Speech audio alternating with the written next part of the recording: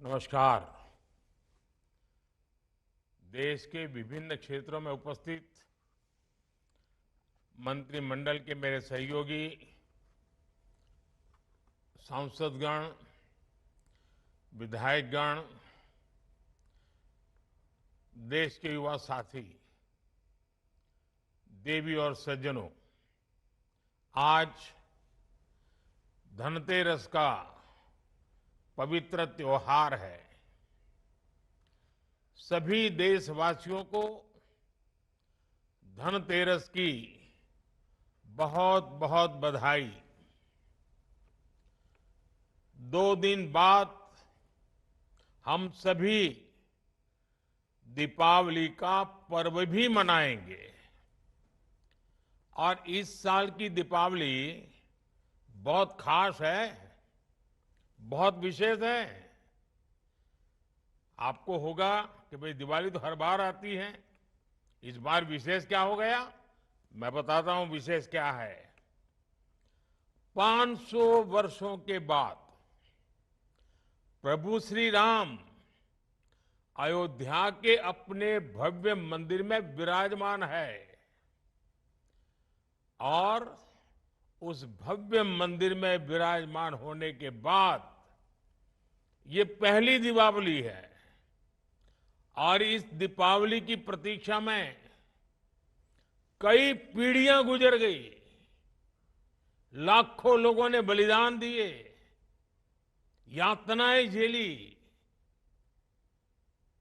हम सभी बहुत सौभाग्यशाली हैं जो ऐसी विशेष, खास, भव्य दिवाली के साक्षी बनेंगे। उत्सव के इस माहौल में आज इस पावन दिन रोजगार मेले में 51,000 नौजवानों को सरकारी नौकरी के नियुक्ति पत्र दिए जा रहे हैं। मैं आप सबको बहुत बहुत बधाई देता हूं, शुभकामनाएं देता हूं। साथियों, देश के लाखों युवाओं को भारत सरकार में परमानेंट सरकारी नौकरी देने का सिलसिला लगातार जारी है। बीजेपी और एनडीए शासित राज्यों में भी लाखों युवाओं को नियुक्ति पत्र दिए गए हैं और अभी हरियाणा में तो नई सरकार बनते ही 26,000 युवाओं को नौकरी का उपहार मिला है। और आप में से जो हरियाणा से परिचित होंगे उनको पता है, इन दिनों हरियाणा में एक उत्सव का माहौल है, नौजवान प्रसन्न है। और आपको पता है, हरियाणा में हमारी सरकार की पहचान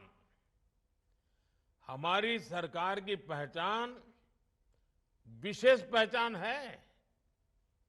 वहां की सरकार की पहचान है, वो नौकरी देती तो है लेकिन बिना खर्ची, बिना पर्ची वहां नौकरी देती है। मैं आज हरियाणा सरकार में नियुक्ति पत्र पाने वाले 26,000 नौजवानों को भी विशेष बधाई देता हूं। हरियाणा में 26,000 और आज इस कार्यक्रम में 51,000। साथियों, देश के युवाओं को ज्यादा से ज्यादा रोजगार मिले, ये हमारा कमिटमेंट है।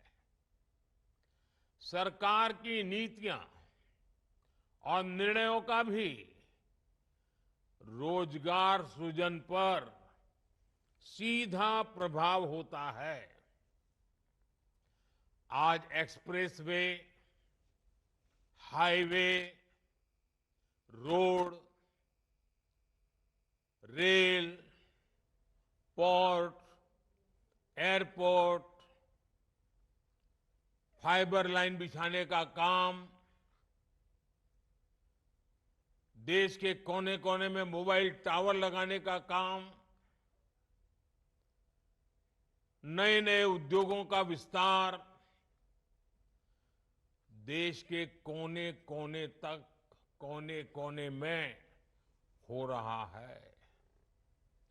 नए इंडस्ट्रियल शहर बनाए जा रहे हैं। पानी की पाइपलाइन, गैस की पाइपलाइनें बिछाई जा रही है। बड़ी संख्या में स्कूल, कॉलेज, यूनिवर्सिटी खोले जा रहे हैं। इंफ्रास्ट्रक्चर पर पैसे खर्च कर सरकार लॉजिस्टिक्स की लागत कम करने की कोशिश कर रही है। इन सारे कामों से देश के लोगों को सुविधा तो मिल ही रही है, लेकिन साथ साथ करोड़ों की संख्या में रोजगार के भी नए मौके बन रहे हैं। साथियों, अभी कल ही मैं वडोदरा में था। वहां मुझे डिफेंस सेक्टर के लिए एयरक्राफ्ट बनाने वाली फैक्ट्री का उद्घाटन करने का अवसर मिला।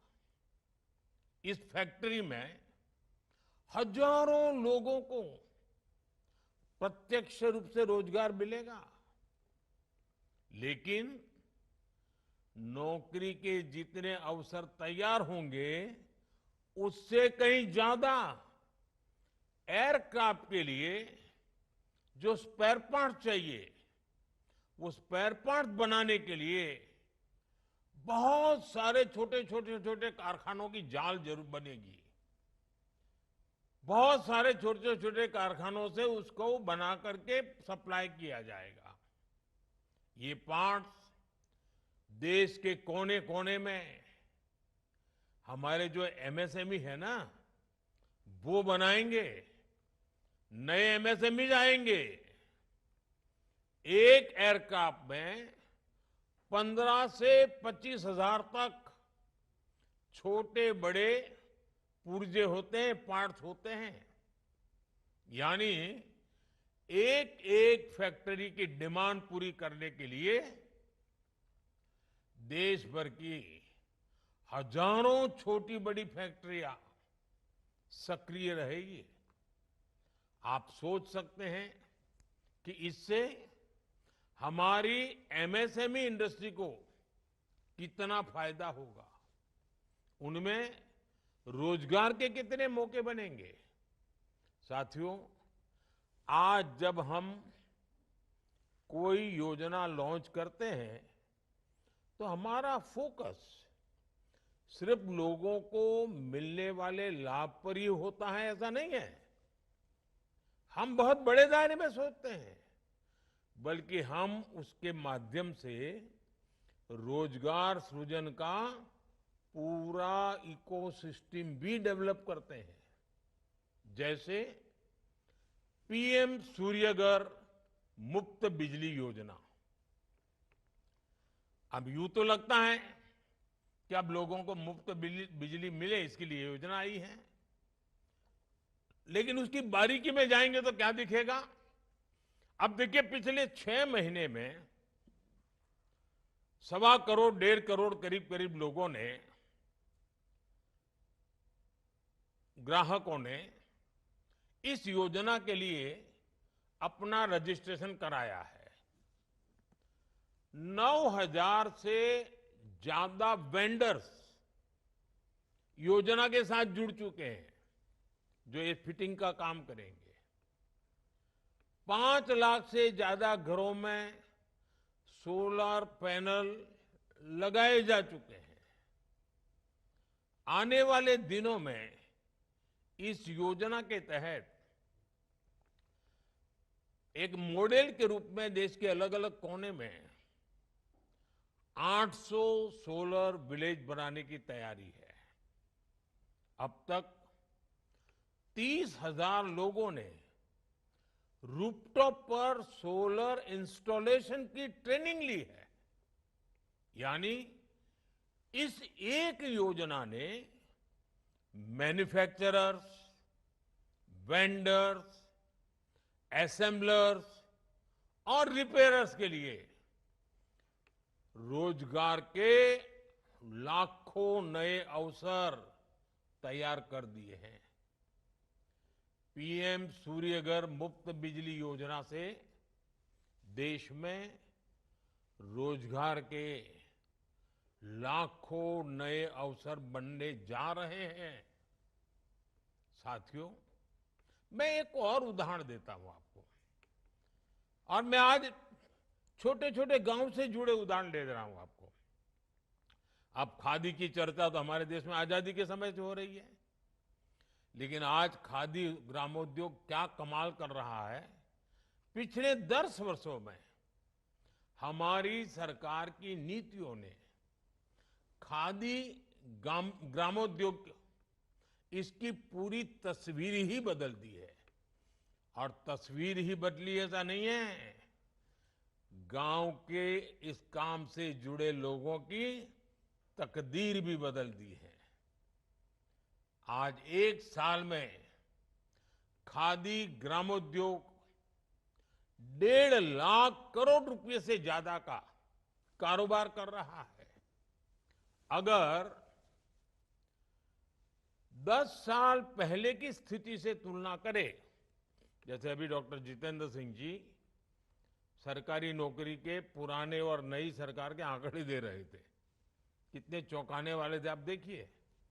मैं यहां एक और बात बता रहा हूं, अगर हम यूपीए की और एनडीए की सरकार की तुलना करें खादी के संबंध में, तो आज खादी की बिक्री यूपीए की सरकार से 400% तक ज्यादा बढ़ गई है।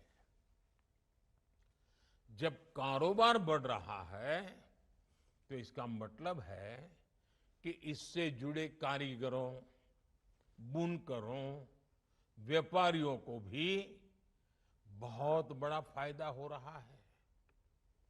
इस क्षेत्र में नए लोगों को अवसर मिल रहे हैं, बड़ी संख्या में रोजगार का सृजन हो रहा है।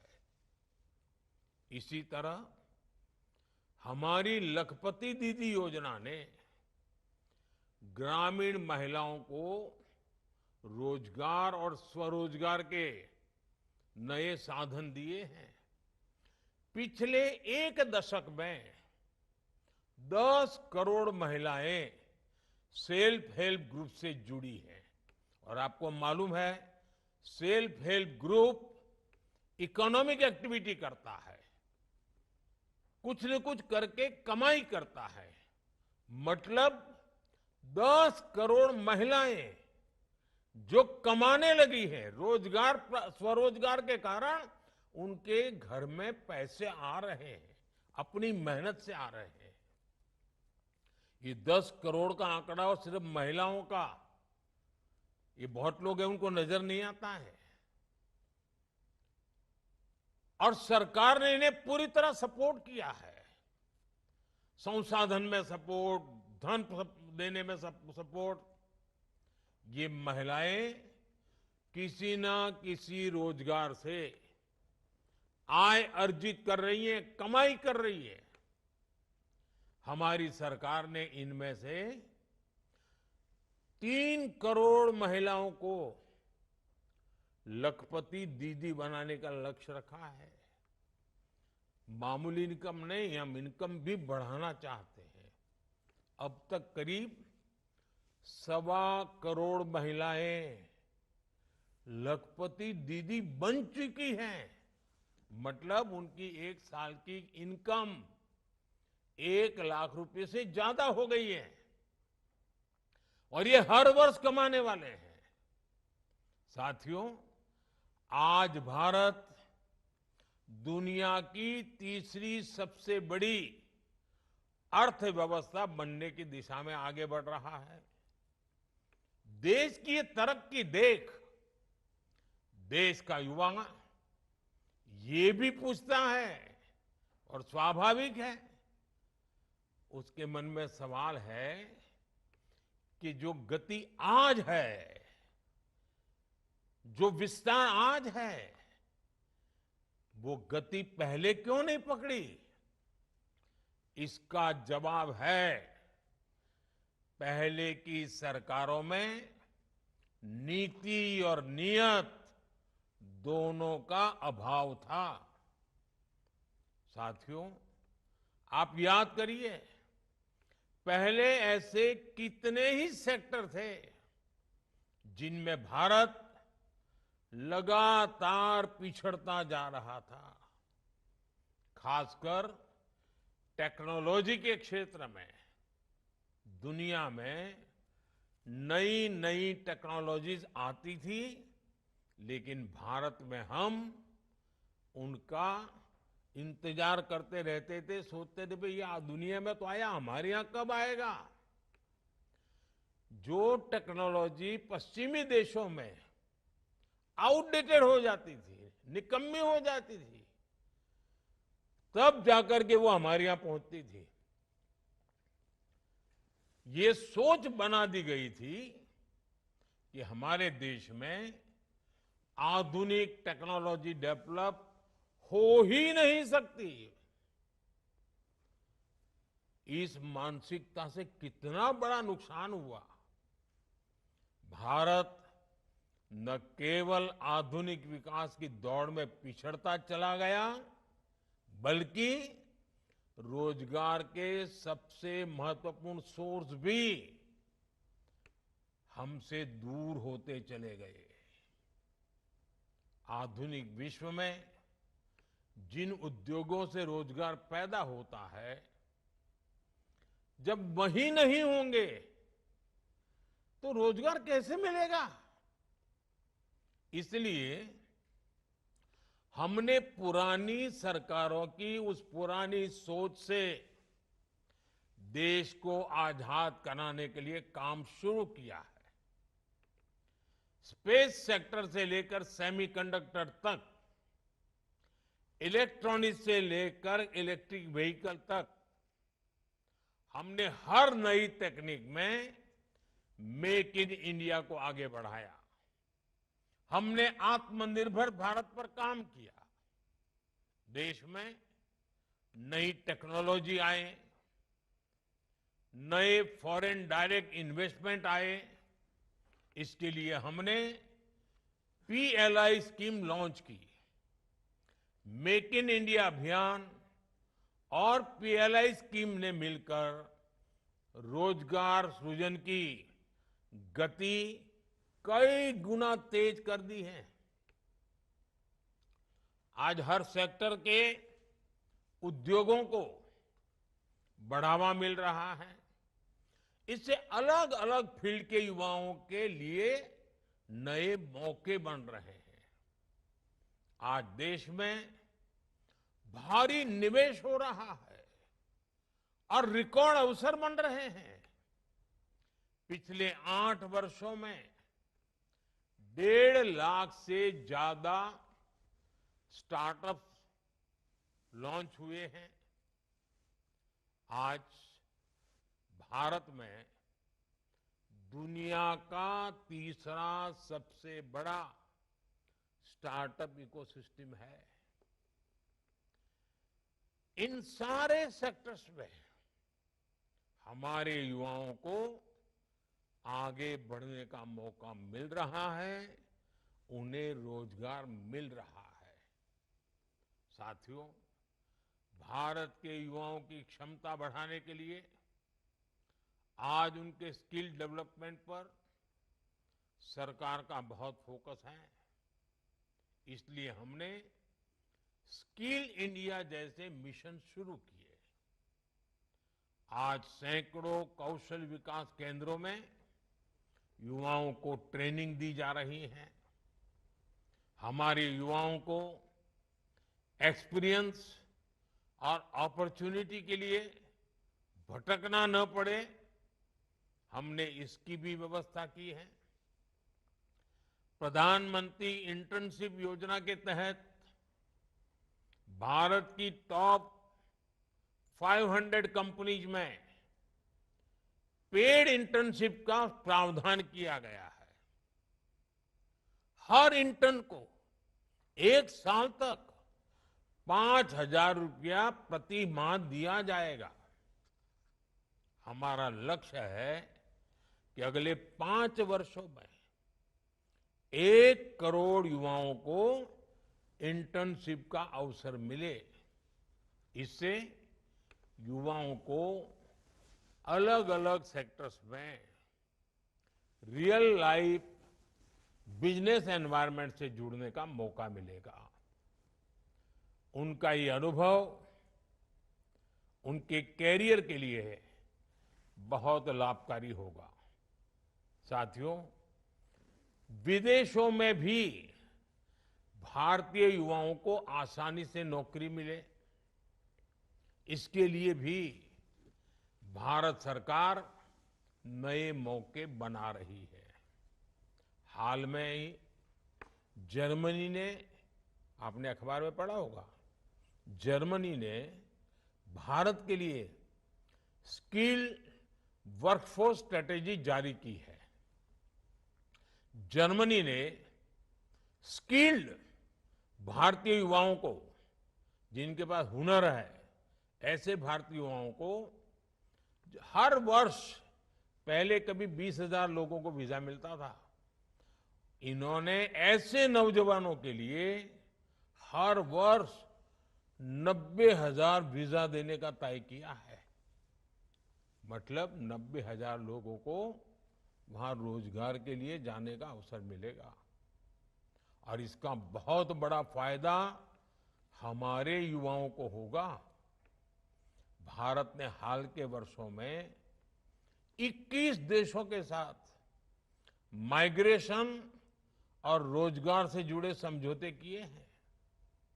इनमें गल्फ कंट्रीज के अलावा Japan, Australia, France, Germany, Mauritius, Israel, UK और इटली जैसे बहुत आर्थिक रूप से संपन्न देश शामिल हैं। यूके में काम करने, पढ़ाई करने हर साल 3,000 भारतीय 2 साल का वीजा हासिल कर सकते हैं। ऑस्ट्रेलिया में हर साल हमारे 3,000 छात्रों को पढ़ाई करने का अवसर मिलेगा। भारत का टैलेंट भारत की प्रगति ही नहीं, बल्कि विश्व की प्रगति में भी बढ़ चढ़ करके उसका हिस्सा बढ़ता जा रहा है और हम इस दिशा में आगे बढ़ रहे हैं। साथियों, आज सरकार की भूमिका एक ऐसा आधुनिक सिस्टम तैयार करने की है जहां हर युवा को अवसर मिले और वो अपनी एस्पिरेशंस को पूरा कर सके। इसलिए आप चाहे जिस पद पर हो, आपका लक्ष्य यही होना चाहिए कि युवाओं को, नागरिकों को ज्यादा से ज्यादा सहूलियत मिले। साथियों, आपको सरकारी नौकरी मिलने में देश के टैक्स पेयर और नागरिकों का अहम योगदान है। हम अपने नागरिकों की वजह से हैं, हम जो कुछ भी हैं देश के नागरिकों के कारण है। हमें जो अवसर मिल रहे हैं उनके कारण मिल रहे हैं। और नागरिकों की सेवा के लिए ही हमें ये नियुक्ति मिली है। बिना खर्ची, बिना पर्ची, ये नौकरी का जो नया कल्चर है ना, हमें भी ये कर्ज चुकाना है नागरिकों की सेवा करके, उनके जीवन की मुसीबतें कम करके। और हम किसी भी पोस्ट पर क्यों ना हो, हमारा दायित्व कोई भी क्यों ना हो, चाहे पोस्टमैन पद का पद हो या प्रोफेसर का। हमारा काम देशवासियों की सेवा करना है, गरीब से गरीब की सेवा करना है। दलित हो, पीड़ित हो, आदिवासी हो, महिलाएं हो, नौजवान हो, जिसकी भी सेवा करने का मौका मिले, हमें उसे अपना भाग्य मान करके देशवासियों की सेवा करनी चाहिए। आप उस समय भारत सरकार में नौकरी के लिए आए हैं जब देश ने विकसित भारत का संकल्प लिया है। इस लक्ष्य को पाने के लिए हमें हर सेक्टर में बेहतर प्रदर्शन करना होगा और ये आप जैसे नौजवान साथियों के बिना संभव नहीं होगा। इसलिए आपको सिर्फ अच्छा काम करना है इतना ही नहीं है, बल्कि आपको सबसे बेहतर करके दिखाना है। हमारे देश में सरकारी कर्मचारी ऐसे होने चाहिए जिनकी मिसाल उदाहरण के रूप में दुनिया भर में उनकी चर्चा होनी चाहिए। देश को हमेशा हमसे अपेक्षा हो बहुत स्वाभाविक है और आज जब एस्पिरेशनल इंडिया का वातावरण है तो अपेक्षाएं जरा ज्यादा भी है, लेकिन वो अपेक्षाएं भी हमारी अमानत है। वही अपेक्षाएं देश को आगे बढ़ने की ऊर्जा देती है और तब जाकर के हमारा दायित्व बनता है कि हम देशवासियों की अपेक्षाओं पर खरा उतरे। साथियों, इस नियुक्ति के साथ आप अपने व्यक्तिगत जीवन की भी एक नई यात्रा शुरू करने जा रहे हैं। मेरा आग्रह है कि हमेशा विनम्र बने रहें। हम सेवक हैं, हम शासक नहीं हैं। अपनी इस यात्रा में कुछ नया सीखने की अपनी आदत को कभी भी मत छोड़ना। लगातार नया सीखते रहना चाहिए और सरकारी कर्मचारियों के लिए भारत सरकार आई गॉट कर्मयोगी प्लेटफॉर्म पर विभिन्न प्रकार के कोर्सेज उपलब्ध कराती है। आप ऑनलाइन जाकर के उस प्लेटफॉर्म से जुड़कर आपकी जब भी समय की सुविधा हो, जिस विषय में आपकी रुचि हो, आप डिजिटल ट्रेनिंग मॉड्यूल का लाभ उठा सकते हैं। ज्यादा से ज्यादा कोर्सेज आपको पूरे करने चाहिए और मुझे विश्वास है साथियों कि आपके ही पुरुषार्थ से 2047 में देश विकसित भारत बनने वाला है। आपकी उम्र आज 20, 22, 25 होगी। आप अपनी नौकरी के उत्तम अवस्था में होंगे तब देश विकसित भारत बन चुका होगा। आप गर्व से कहेंगे कि मेरे 25 साल की पसीने का परिणाम है कि आज मेरा देश विकसित भारत बना है। कितना बड़ा सौभाग्य, कितना बड़ा अवसर आपको मिला है। सिर्फ रोजगार मिला ऐसा नहीं है, आपको अवसर मिला है और मैं चाहता हूं इस अवसर पर सवार होकर के सपनों में सामर्थ्य भर के संकल्प के लेकर के जीने का हौसला बनाइए। चल पड़े। विकसित भारत का सपना पूरा न हो तक अब तक हम चैन से बैठेंगे नहीं। हमें जो दायित्व मिला है जन सेवा के माध्यम से उसको परिपूर्ण करेंगे। मैं एक बार फिर आज नियुक्ति पत्र पाने वाले सभी साथियों को बहुत बहुत बधाई देता हूं। आपके उज्जवल भविष्य के लिए शुभकामनाएं देता हूं। आज आपके परिवार में भी खुशी का विशेष माहौल होगा। मैं आपके परिवार को भी बहुत बहुत शुभकामनाएं देता हूं। दिवाली का पर्व है, नया अवसर भी है, आपके लिए तो डबल दिवाली है। मौज कीजिए दोस्तों। बहुत बहुत शुभकामनाएं। धन्यवाद।